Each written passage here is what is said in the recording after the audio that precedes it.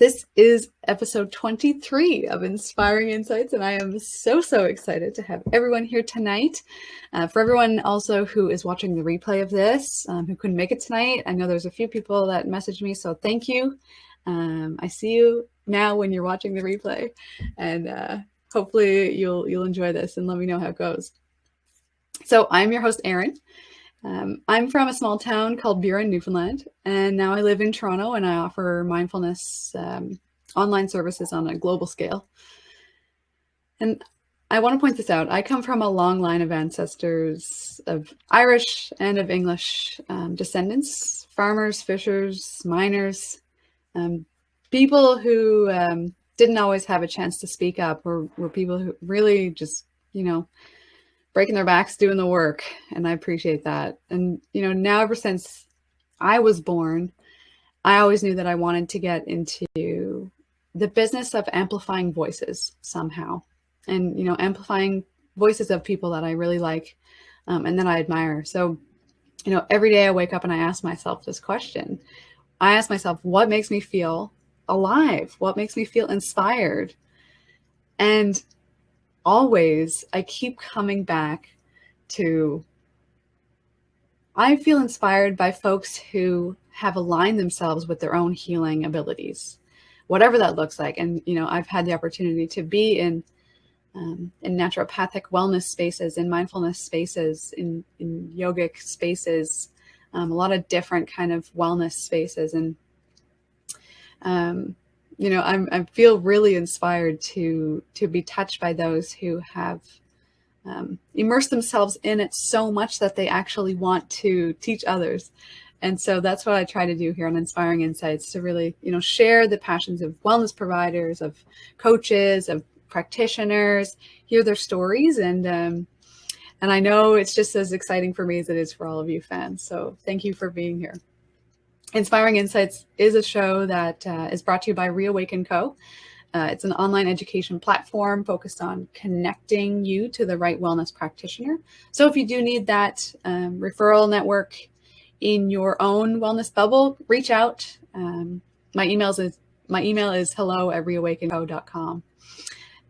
Because I think a lot of folks tend to get lost in the current, patriarchal, broken, disempowering system that we're all in. So it's important, to do the work, of decolonizing and shedding ingrained oppression. That work can be very hard and very difficult, and it's very important to keep doing. And that's why it's important to have a good support network of wellness professionals behind you. So don't be afraid to reach out. So like I said, if you're here right now, drop a little wave in the comments, say hello, maybe where you're tuning in from. I love to see you all, feel you all, feeling your energy right now. And hands up for Black History Month. Yay, woo! We shouldn't just be celebrating this month, definitely more.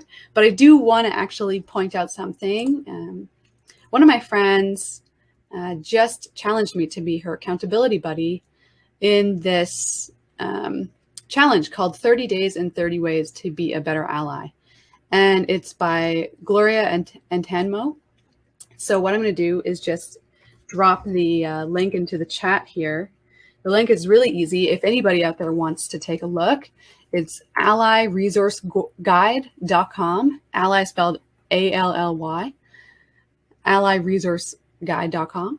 And just go ahead there. You can download this big journey that Gloria has made for everyone that wants to be a better ally for the Black community. So I definitely recommend that as doing a little bit more than maybe what we're already doing for allyship and for solidarity. Okay, Dr. Joy, thank you so much for being here. Thanks for having me. It's amazing. So let me introduce you, Dr. Joy, and then we'll get right down to business. Sounds good. So, Dr. Joy, I got screwed up with your last name. I'm so sorry. I psyched you out. I said it was easy to say, and I shouldn't have said that.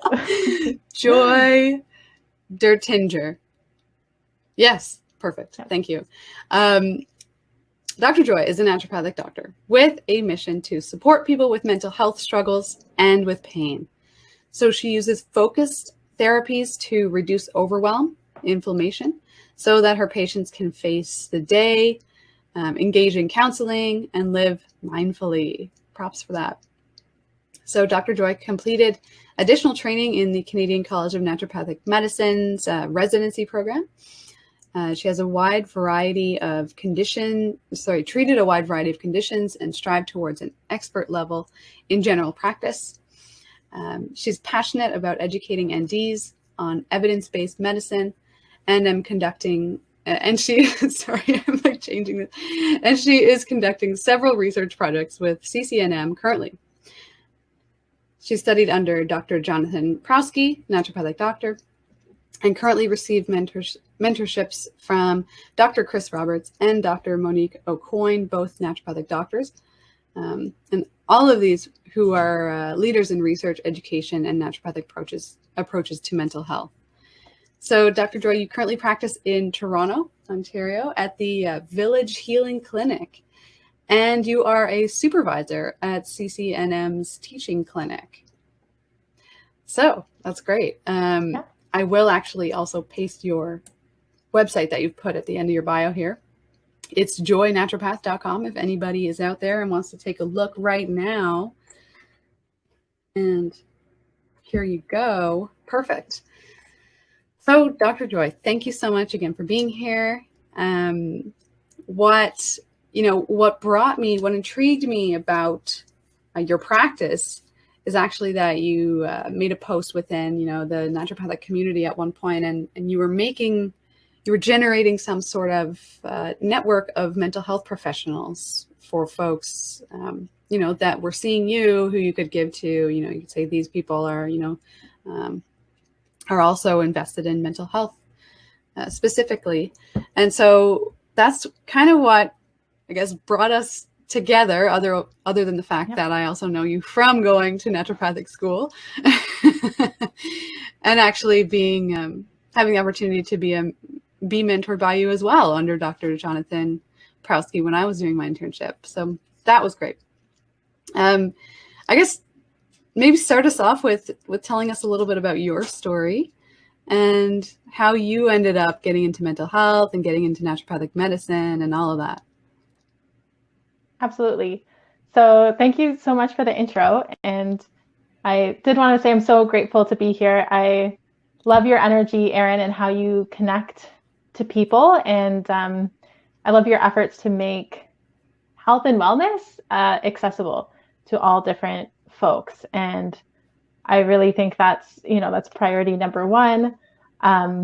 Certainly being outside of the OHIP structure, we have to charge for a lot of our services. So there's a barrier there.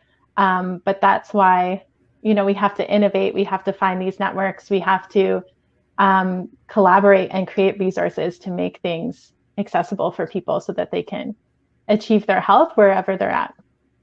Thank you. Thank you for that. Yeah, no problem. I'm so glad to be on here.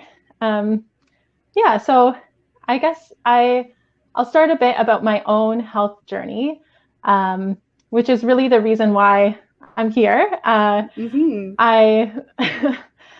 My family always told me I should be a doctor when I was growing up, just because I got good grades and that's what you're supposed to do. Right. Yeah. And I rebelled against that hard. I rebelled against that really hard. But I ended up becoming a naturopathic doctor because this was my answer to my own personal health. And really my struggles with health and mental health started when I was 17. I had my first depression, and I really didn't get the support I needed at that time. I remember seeing a counselor and just bawling in the first 5 minutes and running out of and that was that. That was it. Never again. Yeah. No, I'm just kidding. Well, 3 years later. So I continued just to kind of struggle on my own, and I knew about health because I was an athlete and interested in nutrition. So I just tried to be as healthy as I could be. But meanwhile, I still had these like ups and downs that I didn't know how to control or have any support for. And eventually that led me to a low point in second year university, in which I actually failed a course, which was a big deal for me. So I failed a course. I had to change my major. I just like couldn't get out of bed. And that was the time I actually connected with some healthcare practitioners that listened to me and that respected my choices. However, I still did not know that naturopathic medicine existed. So the story goes on for, the next 10 years of still having like some relapses and mental health issues. I didn't want to take medication because it didn't align with my values, and I was really scared of the side effects. So I just kind of DIY'd, like struggled my way through. And after I did graduate undergrad, rest assured, not with the major I was hoping to, actually. So if I had received that support, I don't know, I might be in a totally different field. But I remember after graduating, reflecting that like my emotional state and my mental state was so turbulent that I didn't think I would be able to have a career. Like I didn't think I would be able to engage in a challenging job and be successful in it. And I also didn't think I would be able to have a stable relationship or a family. So at that time I was just like working some part-time jobs, living with some friends. And that's when I discovered naturopathic medicine. And it was this light bulb for me. It was this little hope that maybe I could be healthy after all. So I pursued it, even with my mental health struggles, I was able to get into CCNM, and that was the first time I saw a naturopath, was when I started school. So a combination of the things I was learning and the care I received at the student clinic at CCNM over the next 4 or 5 years really got me to a place now where I don't dread certain months of the year. Like I'm able to have a stable relationship. I'm able to have a career that challenges me and that I love. So I finally got here, but in short, I do what I do because I really wish that when I was 17 years old, when I was 20 years old, I had met someone like me at that time. Like I had met a guide who could listen, could address my, a holistic idea of my health, my like mental, spiritual, and physical health as one, and could help me in a way that respected my choices to like build a preventative mental health lifestyle. So yeah, that's my story. Wow, I don't know if I've ever actually heard that. No, you should. I mean, do whatever feels right. But wow, that was very powerful and moving. And thank you for sharing that. Thank you very much for sharing that. I think it makes a big difference when, practitioners share what is going on in their life to folks who maybe are 17, or 20 or 29 or whatever. People really relate to that. And I think when you're struggling with mood disorders, specifically like depression, or even anxiety, anywhere where you kind of just feel stuck and you can't move out of, that the one thing that has helped for me anyway, has been,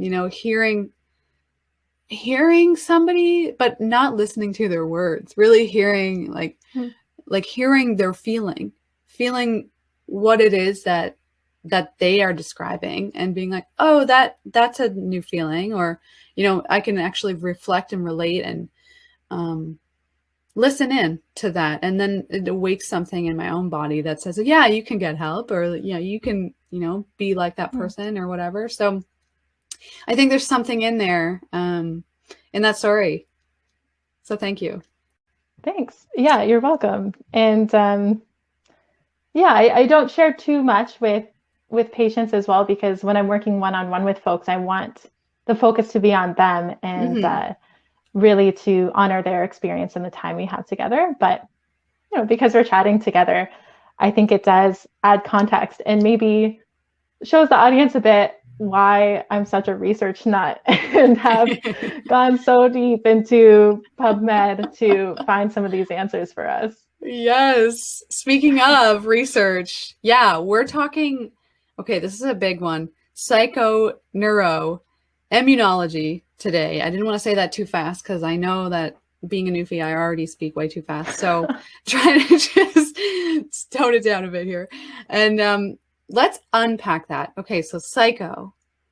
Okay. Neuro. Okay. And then immunology. Is that exactly how I understand it in terms of psycho, which, you know, maybe you can do it a better justice. Sure.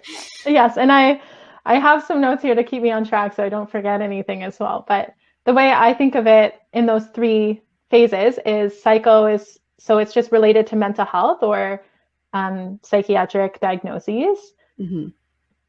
Neuro, related to the nervous system, especially the brain. But some of you may have also learned about the vagus nerve, parasympathetic, sympathetic nervous system. And immunology, so then related to your immune system. And that is not so much based in one particular organ in your body, but is your body's defenders. And what causes inflammation in the body, which is really kind of the highlight of the research I looked at and the highlight of what I wanted to talk about today. Okay. That's actually, you know, super straightforward in terms of, you know, understanding it at a surface level. So let's get into it. You know, let's unpack that a bit more in terms of, you know, maybe as it relates to the prevalence of mood disorders and how that kind of interconnects to just our health and our, you know, our immune system in general. Yeah. So the reason why this kind of came across my desk and I picked it up and ran with it was at an integrative psychology conference that I first heard about this. And it's really at its beginning phases in research, especially with regards to humans. The word has been out there for a while, but they're only recently looking at this with humans. So we're not even at a phase where they've developed medicines in order to address this. Mm-hmm. But, you know, your naturopathic doctor can look at this a bit closely and adjust things for you. So, okay. Could you clarify your question for me, Erin?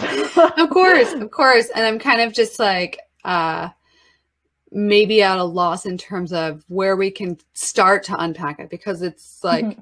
I think for most folks, including myself, who hasn't, you know, I haven't done a lot of reading into this, you know, maybe some of like the like common maybe immune factors or chronic stressors that we encounter that can, you know, change actually the levels of, you know, chemical messengers in our bodies and what okay. You know, that sort of thing. First off, just something easy, you know. So more definitions, just 20 more minutes of definitions, and then we'll tell you what you can do to improve your health.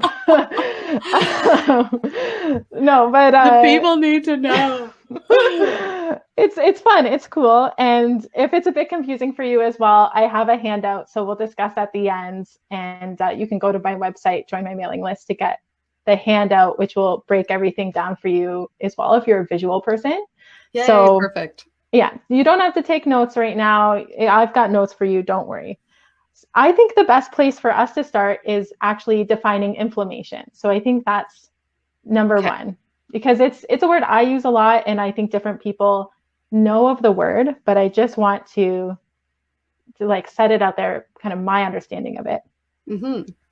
So I think of inflammation as a natural response to injury or infection. And everybody's probably experienced this. If you know, like stubbed your toe, it gets red, it gets swollen, it hurts, and it might even be hot to the touch. So those are the key signs to inflammation. And inflammation is a good thing in general. If we didn't have inflammation, then the other bugs and viruses and everything would wipe us all out. So it's good we have that response. And it's worth noting right now to be grateful for your immune system and grateful that you can produce an inflammatory response. Yeah, just wanted to start off on a positive note, gratitude to our inflammation before we blame it for everything. It's true. It gets a really bad rap. And the word inflammation in general on the internet, look it up. It's terrible. Yeah. Most wellness practitioners are saying the same. They're like, oh, inflammation's bad, blah, blah, blah. And everybody I know is just like pouring turmeric into their smoothies. And yeah. That's it. Yeah. And there is some research that says a little bit of inflammation is good, even from a functional perspective. So if you work with athletes, we know that we don't want to give them anti-inflammatories around their training workouts because a little bit of inflammation actually helps them grow stronger faster. So yes, I agree. Like anti-inflammatories should be used precisely and not just across the board. So the problem that comes from inflammation is when it runs away and it stays too long. And there's a number of reasons that can happen. One is if there's still a reason for the inflammation to be there. So folks who might have an infection with something like Lyme, mono, Bartonella, so those things that kind of hide below the surface. Even gingivitis actually can cause inflammation in your whole body. That's just chronic. And Erin, you mentioned chronic stress. I think so that's a big one as well that causes just like long-standing inflammation. Okay, got it. Yes. So there are several types of inflammation. There probably is also, but there's several stressors that that cause inflammation. And then in terms of mood disorders, how can that be linked? I know that there's probably a lot more research now than since I've looked. The whole link between inflammation and mood disorders. Yeah, so this is the cool thing that I wanted to share with everyone today. I'm really excited, so nerdy. So certain inflammatory molecules, which are called cytokines, you might have heard that in the news related to COVID. So cytokine storm would be just way too many of those inflammatory molecules damaging the person's own body. So you don't want that to happen. You don't want too many of these inflammatory markers called cytokines. So certain cytokines have been associated with different mental health disorders, which is really interesting to me because before this, there really wasn't a lab test for mental health disorders. But now all of a sudden we see that especially interleukin 6, so that's just, again, one of those cytokines. Interleukin 6 is associated with anxiety and also with PTSD. And maybe with depression and some other disorders as well. It's very new research. So interleukin 6, I'll throw a couple out there for anybody else who knows about these things. Again, they're in the notes if you go to my website and you want to see it written down. So tumor necrosis factor alpha, TNF alpha, is another one that's been related to PTSD, depression, and also interleukin 1 beta. And I'm just checking my notes here. So the reason why these are potentially associated with mental health disorders, it's thought, is because when you're sick, you're supposed to not go out and party. And what, really? Right? Yeah. Erin, you should stay home.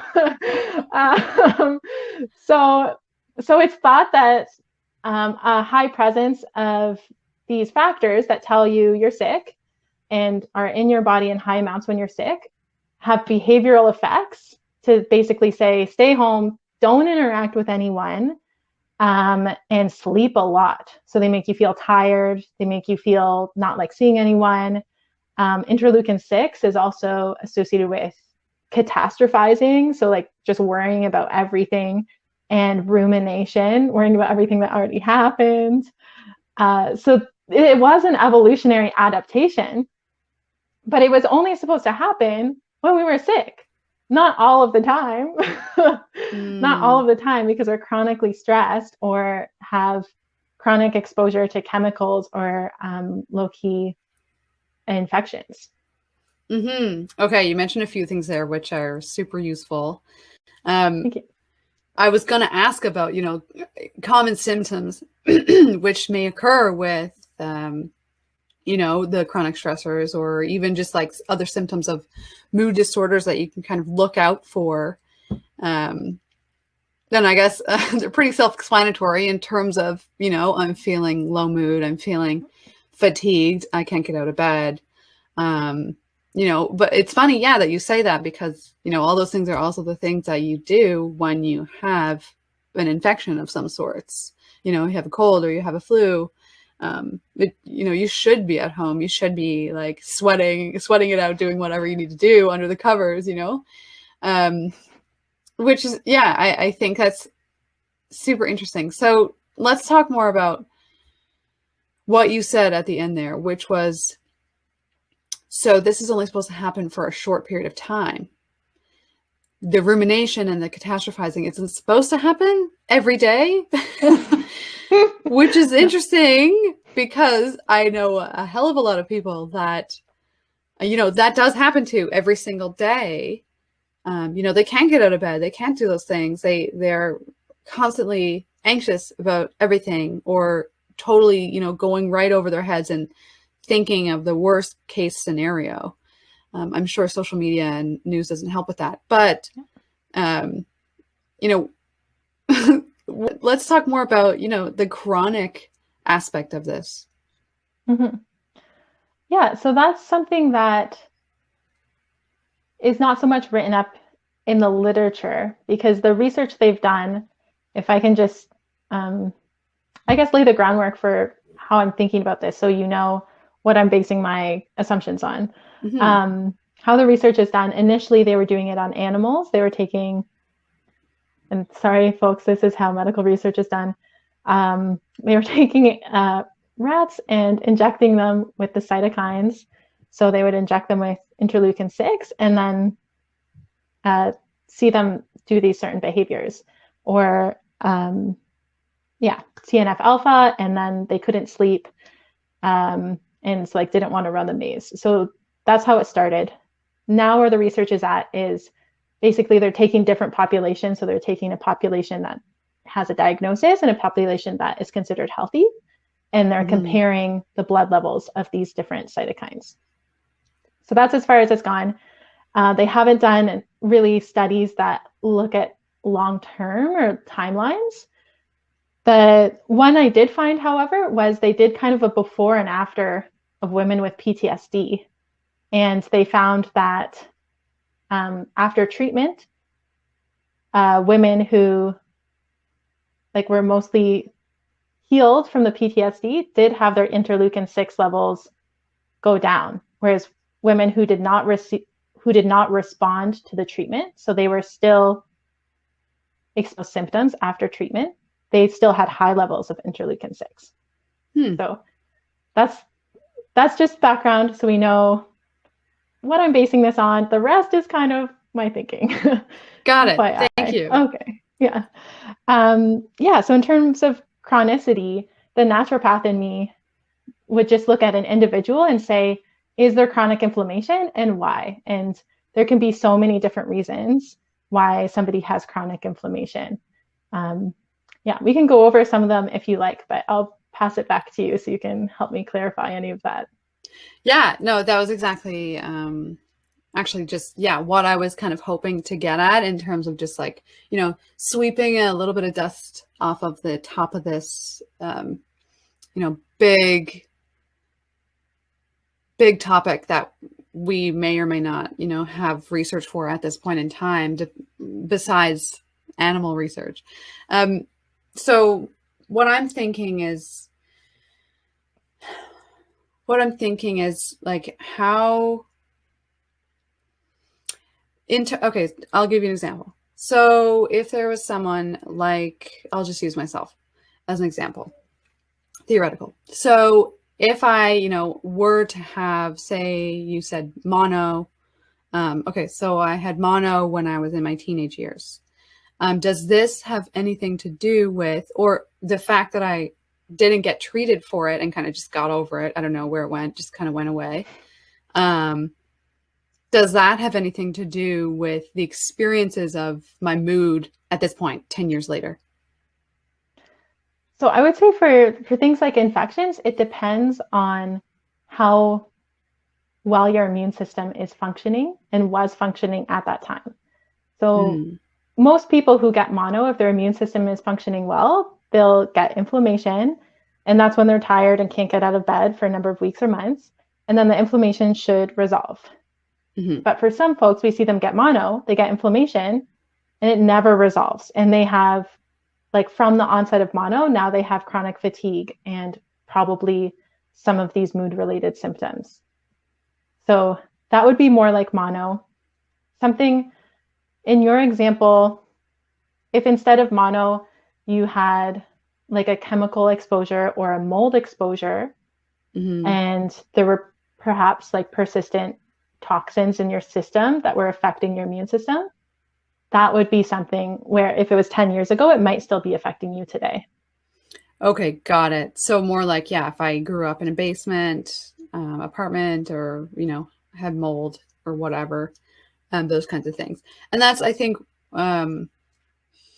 because you mentioned that you wanted to talk about this, the, post-viral syndrome, what that's all about. Is mental health related into that, or is it kind of a separate thing? Yeah, so I did look into this, and it's hard to differentiate for these researchers. They are seeing an enormous increase, unfortunately, of anxiety and depression in places that are hard hit by COVID.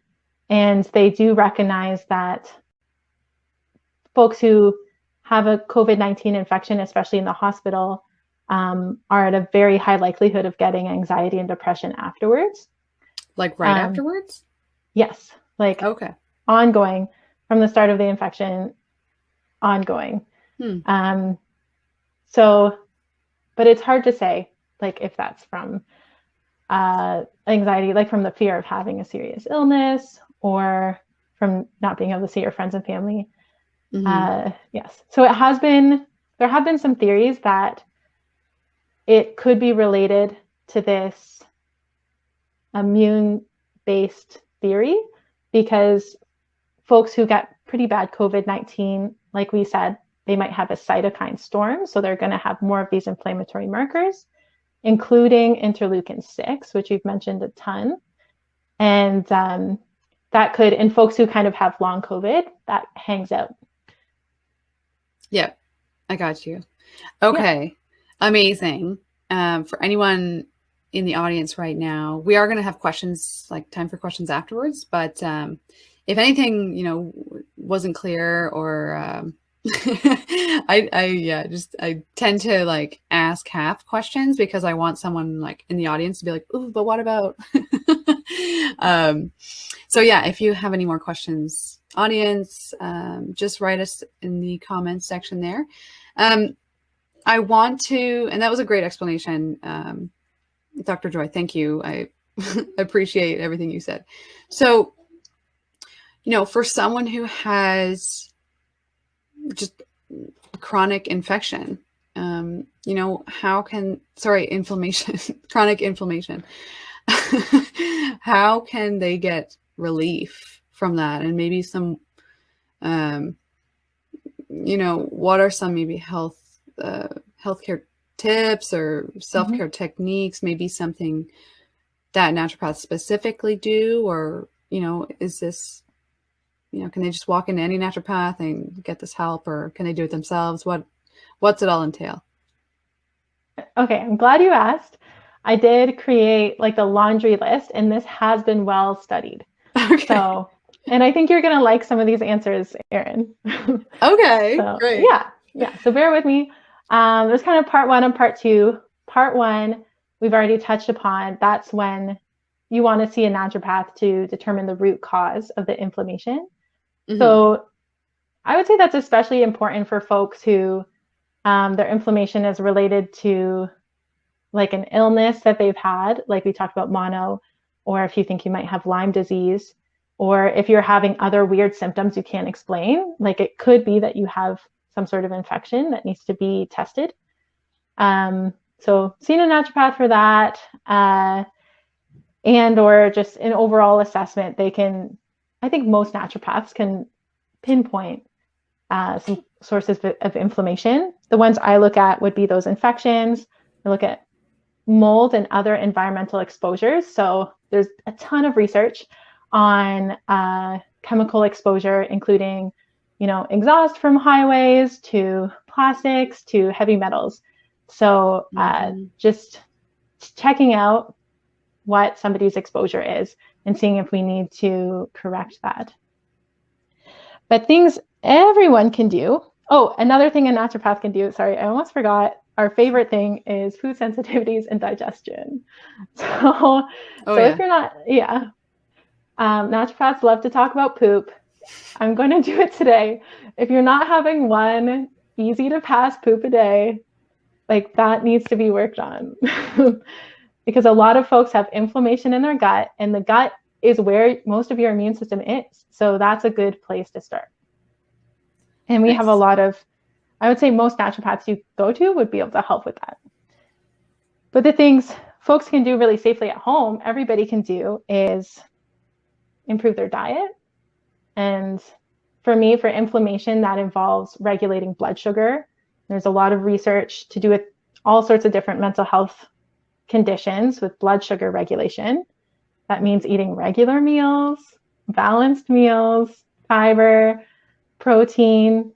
Healthy fats will also decrease inflammation. Your fish, your cold pressed olive oils. What else? Plants are naturally anti-inflammatory. So you don't even have to go to herbs right away. If you're not seeing a naturopath or a herbalist, just eating fruits and vegetables, those are nature's anti-inflammatories. Most of them, unless you have a sensitivity to them. So that's the asterisk. Yeah. An unknown sensitivity. Yeah. Don't eat them if they make you feel bad. Right. Also, disclaimer, this is not health advice. This is just a research summary. All of these have pretty good research behind it. Yeah. Of course. She has to say that. I do have to say that, and I'll say it again. So avoiding alcohol, quitting smoking, and even smoking pot. Pot is legal now. Any carbon and smoke and junk that you take into your lungs is going to cause inflammation. It doesn't matter what you're smoking. Although cigarettes do have a lot of other chemicals in them. And vapes too. You can't get away with that. And most edibles, if I can add, are also in like sugar-filled treats, which is not helpful for inflammation either. That's right. Yeah, and pesticides is one of those chemicals as well that would increase inflammation. So if that's something you're taking, you can be very specific about it.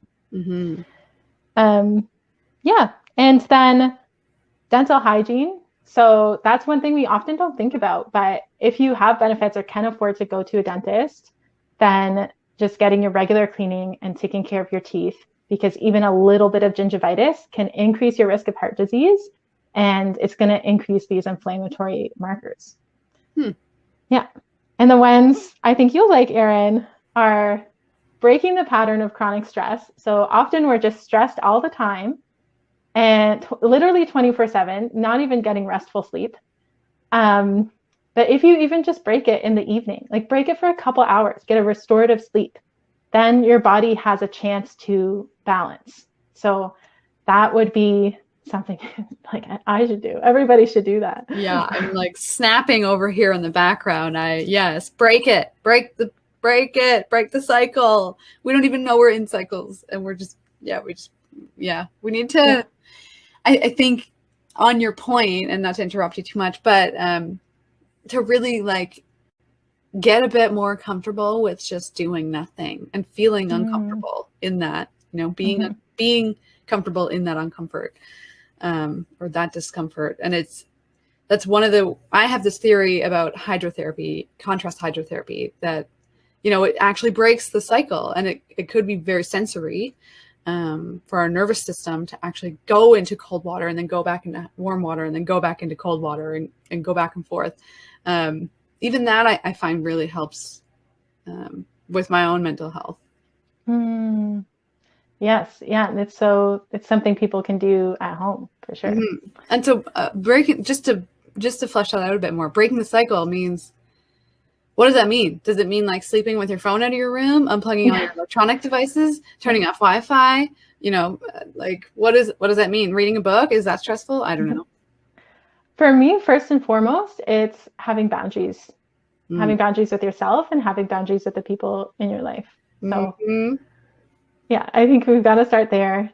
You know, you set a time and you're like, this is now my personal time. This is my time to restore. And all the other stuff is going to wait until the morning. Okay.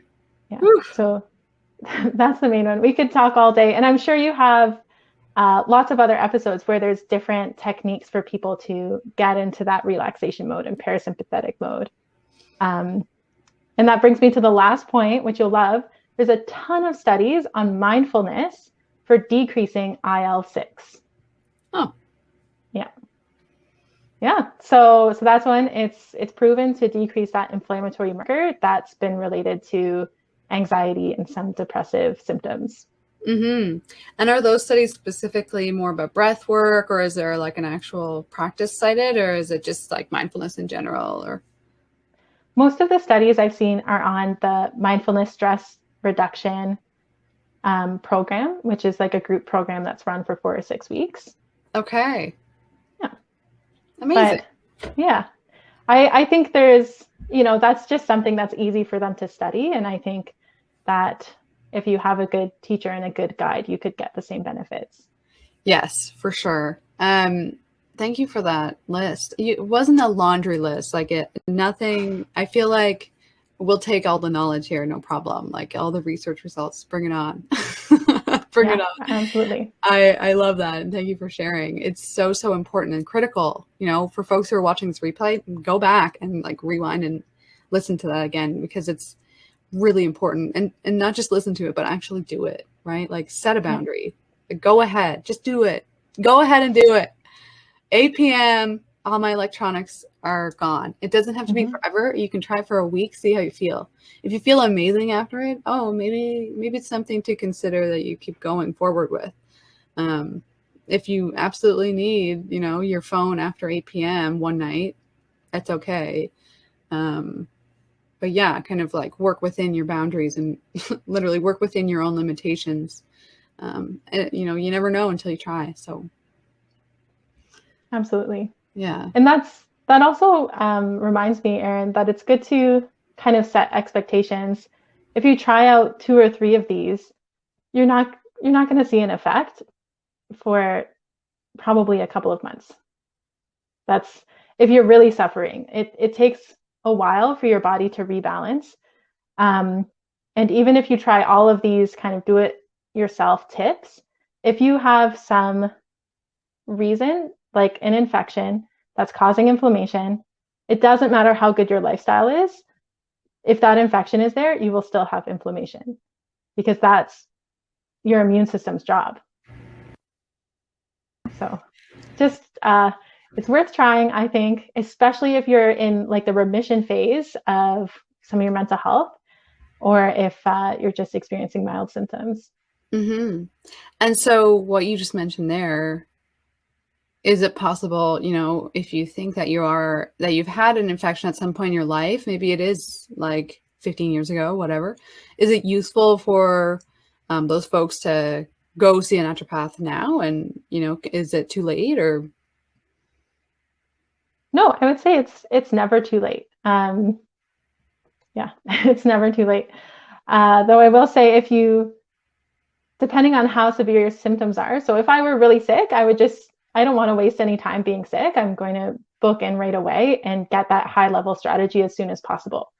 But if you're kind of tired and like feeling a bit crappy, but you can get by, maybe you'll try some of these do it yourself tips first, and then you go see a naturopath for that top 10% to get you back to 100. Okay, nice. Yeah, that makes sense. That makes sense. Dr. Joy, that was awesome. Okay, so those are some techniques. So I guess in general, is there anything else that we're missing out of this discussion? Obviously, I know there's probably a lot more that we can talk about, but in terms of what naturopathic medicine can help with, yeah, is there anything else that's coming to mind right now? Yeah, I think I've mentioned it, but I see naturopathic medicine as helping to assess and get to the root cause. So in Ontario, and I practice in Ontario, like virtually, I can see anyone in Ontario. We can run labs. So we can order a lab to see if you do have a Lyme infection. We can order labs to test for your C-reactive protein. And it's becoming more and more available, but we'll see.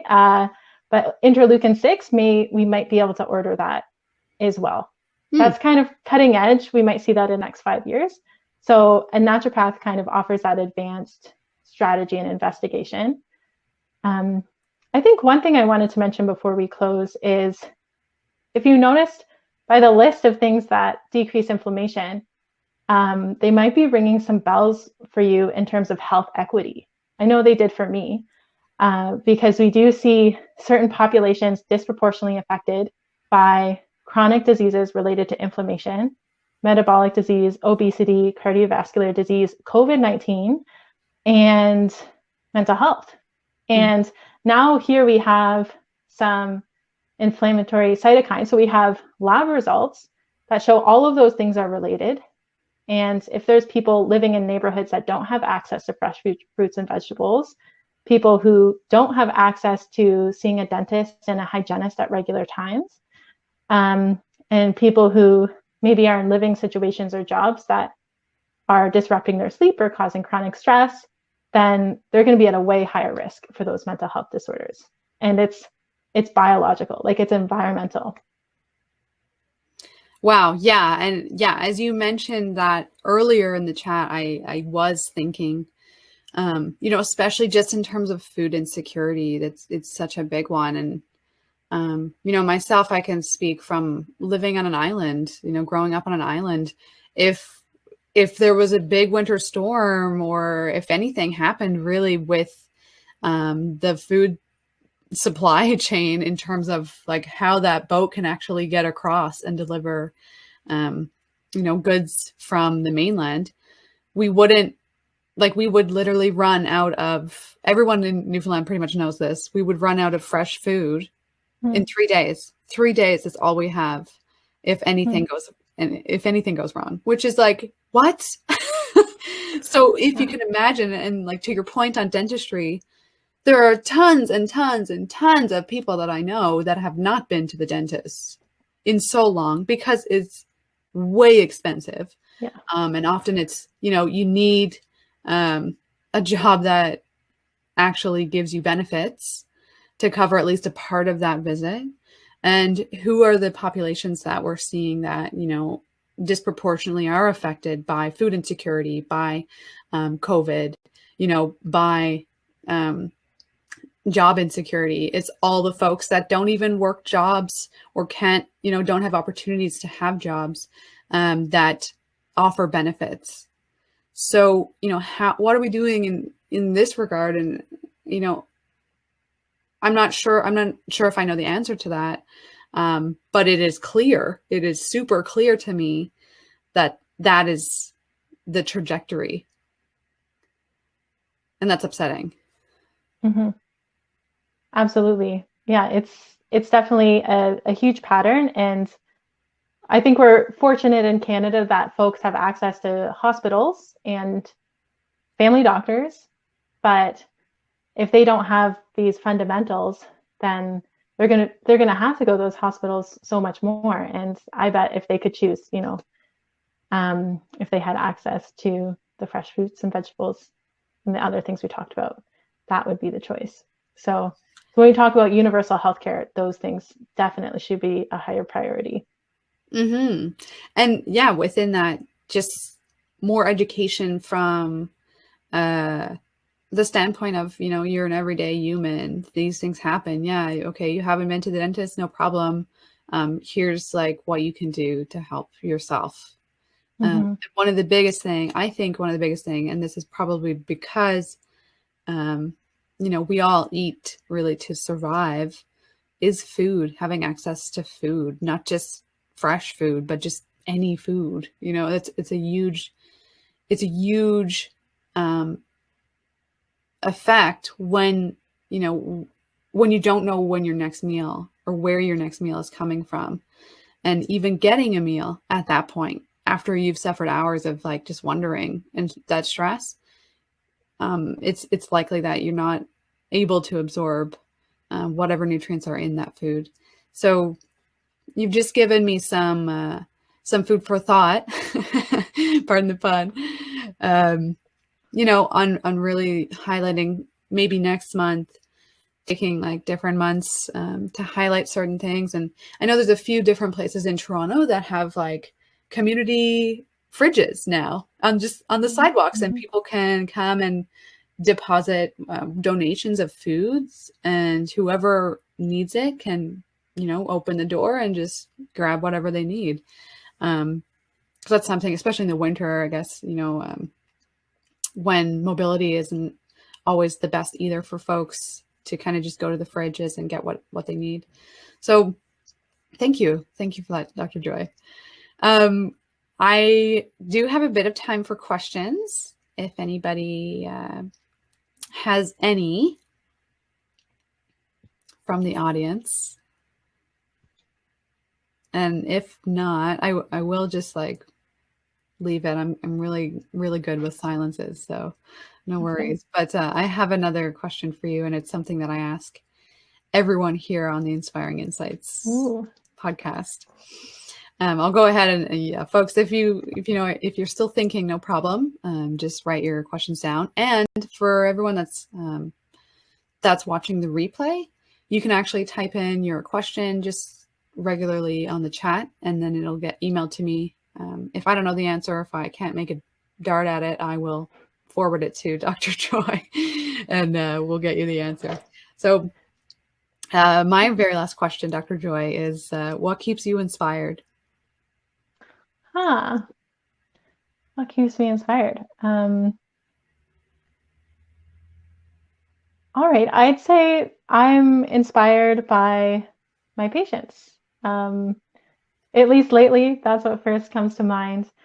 I find that my patients' dedication to their health and their persistence in their health journeys to make these changes, which are really hard and sometimes take weird tasting herbal extracts, or even just like try to roll out of bed a couple days a week to get exercise because they know it's good for them. That really inspires me. Beautiful. That's very nice. Psychoneuroimmunology. Big word, big chat, a lot of great things we just discussed. I can't wait to watch the replay. Dr. Joy, thank you so much for being here on episode 23 of Inspiring Insights. I just gave my own personal website a total revamp, so you can go ahead and look at that. Everyone listening as well can go ahead and look at that. It's theerinedwards.com. It also has all of Reawaken Co.'s information on it as well, the courses that we offer, the services that we provide. And you can find Dr. Joy at www.joynaturopath.com. I haven't said triple W in a very long time. Is it like not a thing that people say anymore? I guess not, because it sounded really weird. I think now it's https:// Yeah. Oh, goodness. Dr. Joy, it's been a pleasure. Thank you so much for being here, and can't wait to collaborate with you in the future. Thanks, everyone, for being here in the audience, and wishing you a very good night and a happy, balanced mood going forward.